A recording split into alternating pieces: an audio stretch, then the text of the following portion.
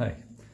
ഇന്ന് വൈകിട്ട് മനോഹരമായിട്ടുള്ള ചിത്രം കണ്ട് വരുന്ന വഴിയാണ് നമ്മുടെ തരുൺ മൂർത്തി സംവിധാനം ചെയ്ത മോഹൻലാൽ, ശോഭന ഇവരുടെയൊക്കെ കോംബോയിൽ ഇറങ്ങിയ അപൂർവങ്ങളിൽ മാത്രം സംഭവിക്കുന്ന ഒരു മനോഹരമായിട്ടുള്ള ചിത്രം എന്നേ അതിനെ വിശേഷിപ്പിക്കാം. ഒറ്റ വാക്കിൽ എനിക്ക് വിശേഷിപ്പിക്കാൻ തോന്നുന്നു. തുടരും. ഇത് വീണ്ടും തുടരട്ടെ, ഇങ്ങനെയുള്ള ചിത്രങ്ങൾ വീണ്ടും ഇങ്ങനെയുള്ള ചിത്രങ്ങൾ തുടരട്ടെ എന്ന് ആശംസിക്കുകയാണ് ആദ്യം തന്നെ. നമ്മൾ 90s-ലും 80s-ലൊക്കെ പലതരത്തിലുള്ള ചിത്രങ്ങൾ നമ്മൾ കണ്ടിട്ടുണ്ട്. ആ കാലഘട്ടത്തിൽ ജനിച്ചു വളർന്ന ആൾക്കാർക്കറിയാം, പല തരത്തിലുള്ള മനോഹരമായിട്ടുള്ള ക്ലാസിക് മൂമെന്റ്സ് ഉള്ള ഒരുപാട് ചിത്രങ്ങൾ നമ്മൾ കണ്ടിട്ടുണ്ട്. ഈ കഴിഞ്ഞ 10 വർഷത്തിനിടയിൽ നല്ല നല്ല ചിത്രങ്ങൾ ഇറങ്ങിയിട്ടുണ്ടെങ്കിലും ഇങ്ങനെയുള്ള ചില ഒരു നൊസ്റ്റാൾജിക് ഫീൽ തരുന്ന ചിത്രങ്ങളുടെ എണ്ണം കുറച്ച് കുറവായിട്ടാണ് എനിക്ക് തോന്നിയിട്ടുള്ളത് പേഴ്സണലി. ചിലപ്പോൾ തെറ്റായിരിക്കാം, പക്ഷെ എനിക്ക് അങ്ങനെ തോന്നിയിട്ടുണ്ടായിരുന്നു. ഈ ന്യൂനതകളെല്ലാം പരിഹരിച്ചുകൊണ്ട് കുടുംബ ബന്ധങ്ങളുടെ ആ ഒരു സ്നേഹം, ഊഷ്മളത, പരസ്പരം മോഹൻലാലും ശോഭനയും പരസ്പരം അവരുടെ മുൻപ് അഭിനയിച്ച കഥാപാത്രങ്ങളെ വെച്ചിട്ട് ട്രോളുന്നുണ്ട്. മോഹൻലാൽ അങ്ങോട്ടും ശോഭന ഇങ്ങോട്ടും, പല പിള്ളേരും എല്ലാം നല്ല രസത്തിൽ അത് കൈകാര്യം ചെയ്തിട്ടുണ്ട്. ഒരിക്കലും ഒരു റിപ്പീറ്റേഷൻ തോന്നാത്ത രീതിയിൽ മനോഹരമായിട്ട് അത് ചെയ്തു പോയിട്ടുണ്ട്. അതിനിടയിൽ നല്ല ബ്ലെൻഡായിട്ട് പാട്ടുകളും കൊണ്ടുവന്ന് വെച്ചിട്ടുണ്ട് അതിൽ. പിന്നെ അങ്ങോട്ട് നമ്മൾ സാധാരണ ചിത്രങ്ങളിൽ കണ്ടേക്കുന്ന പോലെ ഒരു അസ്വസ്ഥത ഉണ്ടാക്കുന്ന ഒരു ചെറിയ സംഭവങ്ങളുടെ ഒരു സീരീസ് ഇങ്ങനെ വന്നു തുടങ്ങുന്നു. ദെൻ ഫിലിമിന്റെ ഫേസ് ഇങ്ങനെ എന്ത് ചെയ്ത് വരും, വേറൊരു രീതിയിലേക്ക് മാറുകയാണ്. പിന്നെ ഒരു മിസ്റ്റീരിയസ്, അങ്ങനെ പല റവഞ്ച്, അതെല്ലാം കണക്ട് ചെയ്തിട്ട് ഒരു വേറൊരു ലെവലിലേക്കാണ് ഇത് എത്തുന്നത്. അതിൻ്റെതായിട്ടൊരു താളവും ഒരു ഹാർമണിയും ഈ ചിത്രത്തിലുണ്ടെന്നുള്ളതാണ് അതിൻ്റെ ഏറ്റവും വലിയ പ്രത്യേകത. ഒരു സെക്കൻഡിലെല്ലാം തകിടം മറയുന്നത് പോലെയല്ല, അത് എല്ലാം വരുന്നത് കൃത്യമായൊരു താളത്തിലാണ് വരുന്നത്. അതാണ് ഏറ്റവും വലിയ മനോഹാരിത അതിൽ. പിന്നീട് അങ്ങോട്ട് അതൊരു വളരെ കണ്ണ് നിറയിപ്പിക്കുന്ന നിമിഷങ്ങൾ, അതേപോലെ ചിലയിടത്ത് നമുക്ക് ദേഷ്യം തോന്നുക, ഇടിക്കാൻ അവൻ അങ്ങനെ ചെയ്താൽ പോരാന്ന് തോന്നുന്ന ആ ഒരു ഫ്രിക്ഷൻ ക്രിയേറ്റ് ചെയ്യുന്ന രംഗങ്ങൾ, ഇതൊക്കെ കോർത്തിണക്കിക്കൊണ്ടാണ് ഈ ചിത്രം മുമ്പോട്ട് പോകുന്നത്.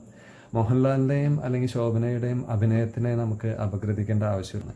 അപ്പോൾ അദ്ദേഹം എവിടേക്കും പോയിട്ടില്ല. അദ്ദേഹം ഉള്ളിലുള്ള നടനെ, ആ താരത്തിനെ എല്ലാം കൃത്യമായിട്ട് ഉപയോഗിക്കാൻ കഴിയുന്ന ആളുകളുടെ കയ്യിൽ കിട്ടിക്കഴിഞ്ഞാൽ ഇന്നും അല്ലെങ്കിൽ ഇനി വരുന്ന ഒരു 10, 20, 50 വർഷങ്ങൾ അതിനപ്പുറത്തേക്കും അദ്ദേഹത്തിന് ഈ ലോകത്തെ വിസ്മയിപ്പിക്കാൻ പറ്റുന്നു വീണ്ടും അദ്ദേഹം തെളിയിച്ചേക്കുകയാണ് ഈ സിനിമയിലൂടെ. ഇത്രയും മാത്രമല്ല ലാലേട്ടനെ കുറിച്ച് ഞാനിത് പറയുന്നുള്ളൂ. എന്നെ അത്ഭുതപ്പെടുത്തിയ മറ്റു ചില ആളുകളെയാണ് ഞാനിവിടെ പറയാൻ ഉദ്ദേശിക്കുന്നത്. അതിലൊരാളാണ് നമ്മുടെ യശശരീരനായ പപ്പുച്ചേട്ടൻ്റെ മോൻ ബിനു പപ്പു.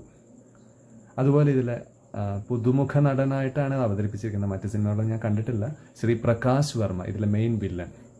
ഇവർ രണ്ടുപേരും നമ്മൾ അണ്ടർ എസ്റ്റിമേറ്റ് ചെയ്ത് പോയേക്കുന്ന 2 നടന്മാരാണെന്ന് തന്നെ പറയാം.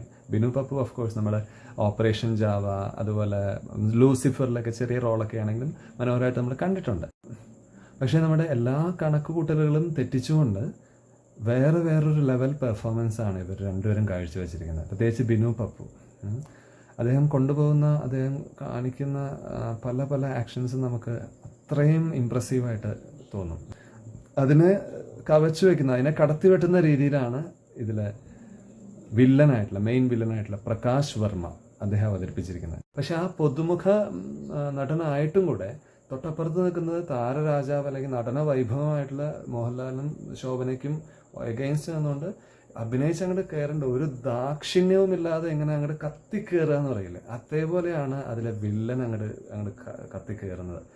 അവിടെ അങ്ങനെ കത്തിക്കയറുമ്പോൾ അപ്പോഴും ഓട്ടോമാറ്റിക്കലി നമ്മൾ ആഗ്രഹിക്കുന്ന ആ ലെവലിൽ തന്നെ ലാലേട്ടനും അതുപോലെ സാഹചര്യങ്ങളെല്ലാം കടന്നു കയറുകയാണ്. നമ്മൾ ലൂസിഫറിലും ഇപ്പം എമ്പുരാനിലൊക്കെ നമുക്ക് കാണാൻ കൊതിച്ച പല ഗൂസ് ബംസ് ഉണ്ടാക്കുന്ന ചില മോഡും ആ ഫയർ ഓഫ് ആക്ഷനും എല്ലാം ഇതിൽ മനോഹരമായിട്ട് ഇതിൻ്റെ DOP കൈകാര്യം ചെയ്യുന്ന ആൾക്കാർ ഒപ്പിയെടുത്തിട്ടുണ്ട് ലാലേട്ടൻ. അല്ലാതെ ഓഫ് കോഴ്സ് അത് വന്നോളും, അറിയാലോ.